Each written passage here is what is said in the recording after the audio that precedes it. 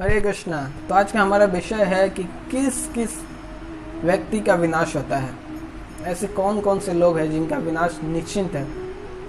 तो जो भगवान है वो हमारे पिता है और जो वेद है वो हमारी माता है। तो यदि हमें अपने पिता के बारे में जानना है तो उनकी जानकारी हमें वेदों से प्राप्त होगी। जिस प्रकार एक पुत्र को अपने पिता के बारे में जब तक पता नहीं चलता, जब तक वह अपनी माँ से नहीं सुनता और उसकी माँ ही बताते कि हाँ ये तुम्हारे पिता हैं, और वो उसको मान लेता कि हाँ मेरी माँ कह रही है तो यही मेरे पिता हैं। तो वैसे ही वेदों में भी बताया गया कि भगवान हमारे परम पिता है।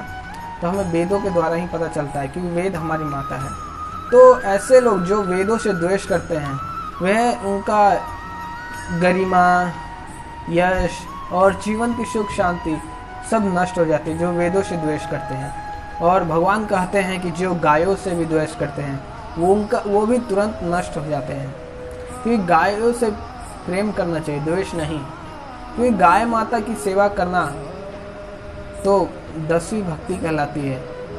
9धा भक्ति तो भागवतम में दी हुई है कि 9धा भक्ति श्रवण कीर्तन समरण बंधन, ये 9धा भक्ति है। किंतु जो 10वीं भक्ति है वो गाय माता की सेवा करना है।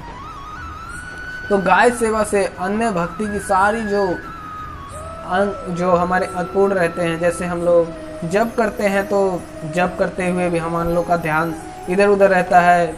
जप कर रहे हैं, फ़ोन आए तो फ़ोन उठा लिया, टीवी देखते हैं जप करते करते, तो जब भी पूरा हमारा कॉन्सेंट्रेट और ध्यान पूर्वक नहीं होता। और भागवत भी हम लोग ज़्यादा देर तक नहीं सुन पाते हैं क्योंकि हम लोग 1 घंटा भी अगर भगवत गीता भागवत सुनने बैठे तो हम 1 घंटे में ही बोर हो जाते हैं और बस इंतज़ार करते हैं कब प्रसाद का समय होगा और हम प्रसाद पाएंगे। किंतु परीक्षित महाराज, ना तो उनको भूख लगी ना प्यास लगी और वो बिना भूखे प्यास 7 दिन 7 रात लगातार भागवत तुम सुनते रहे। तो इसी प्रकार हम जब करते हैं और ये सब तो 9धा भक्तियाँ हम करते हैं, किंतु यदि हमें इस 9धा भक्तियों को पूर्ण करना है तो हमें गाय माता की सेवा करना पड़ेगा। और क्योंकि हमें इस 9धा भक्ति को जब हम करते हैं श्रवण कीर्तन, तो इसको भी हमें सिद्ध करने के लिए कई हजारों जन्म लग जाते हैं। क्योंकि इसको जब तक हम भक्ति में सिद्ध नहीं हो पाएंगे और भक्ति में परिपूर्ण नहीं होंगे तब तक हम भगवत धाम नहीं जा सकते। किंतु यदि हम गाय माता की सेवा करें और साथ ही साथ भक्ति भी अपना निरंतर से करें तो हम इसी जन्म में भगवत धाम की प्राप्ति कर सकते हैं। नहीं तो यह साधन करते हमें हजारों जन्म ऐसे ही गंवाना पड़ेगा। लेकिन गाय माता की सेवा करने से हम इसी जन्म में भगवान धाम की प्राप्ति कर सकते हैं और हमारे ये जन्म सिद्ध हो जाएगा। क्योंकि भगवान कृष्ण को गाय अत्यधिक प्रिय है। गाय माता में हम देखते हैं कि 33 करोड़ देवी देवता वास करते हैं। तो भगवान कहते हैं कि जो गाय माता से द्वेष करता है उसका विनाश तुरंत हो जाता है। और आता है आगे ब्राह्मण, कि जो ब्राह्मणों से द्वेष करता है वो भी तुरंत नष्ट हो जाता है।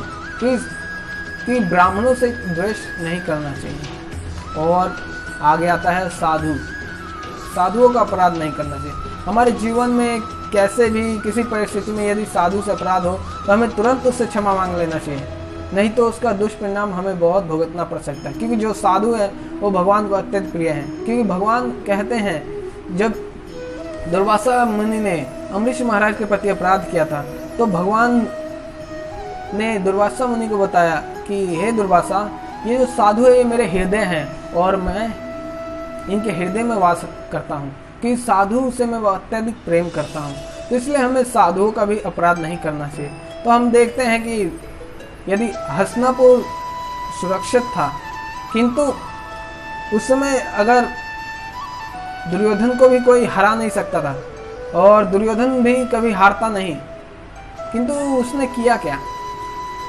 उसने एक साधु, महान साधु विदुर का अपराध कर दिया। क्योंकि उसने विदुर जब तक थे तब तक हस्तिनापुर का भगवान चाहते हुए भी उसका कुछ नुकसान नहीं कर सकते थे, क्योंकि भगवान का प्रेम भक्त था। अगर उस समय विदुर जी होते तो भले भगवान पांडवों के साथ थे किंतु वो हस्तिनापुर को कभी नुकसान नहीं पहुंचा पाते, दुर्योधन का कभी वध नहीं कर पाते भगवान और उसको नहीं मारते, क्योंकि विदुर उसके सपोर्ट में था। और भगवान अपने भक्तों का कभी भी परित्याग नहीं करते हैं। तो इस प्रकार जब उसने हस्तिनापुर के जब विदुर थे तो विदुर जी को बुलाया दुर्योधन और धृतराष्ट्र तो ये दोनों मिलके विदुर जी का अपमान किया और उनको राजसभा से निकाल दिए। तो जब विदुर जी ने, श्रीमद् भागवतम में लिखा गया कि जब विदुर जी हस्तिनापुर को छोड़ के गए तो उसी समय से हस्तिनापुर का विनाश चालू हो गया, क्योंकि जो हस्तिनापुर में जो पुण्य से प्राप्त हुई थी, जो पुण्य की वस्तु थी वो थे विदुर, और जो पाप से प्राप्त हुआ था वो था दुर्योधन।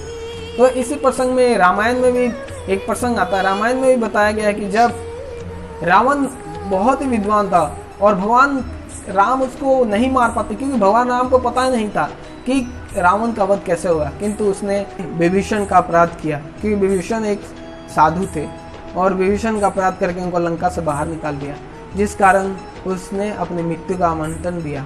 और इसी प्रकार धर्म, जो धर्म है उसके बारे में भी, यदि कोई धर्म का अपराध करता है तो भी उसको भगवान माफ़ नहीं करते, और जो भगवान से द्वेष करता है, जैसे भगवान को निराकार मानता है, भगवान है नहीं, भगवान के प्रति अपराध करता है कि ये मूर्ति है, ऐसे है वैसे है, तो भगवान उसको भी माफ़ नहीं करते, उसका तुरंत नाश हो जाता है। तो इसलिए हमें इन सभी अपराधों से बचना चाहिए, और हो सके तो भगवान के पास हमें मंदिर जाना चाहिए और भगवान का दर्शन करना चाहिए, भक्तों का संग करना चाहिए, और उनसे और हमें प्राप्त करना चाहिए कि किस प्रकार हम इस जो ये पाप है और जिस प्रकार ये इतने सारे अपराधों हैं, इससे हम किस प्रकार बच सकें। तो हरे कृष्णा, हम नेक्स्ट वीडियो में आपको और डिटेल में बताएंगे। हरे कृष्णा।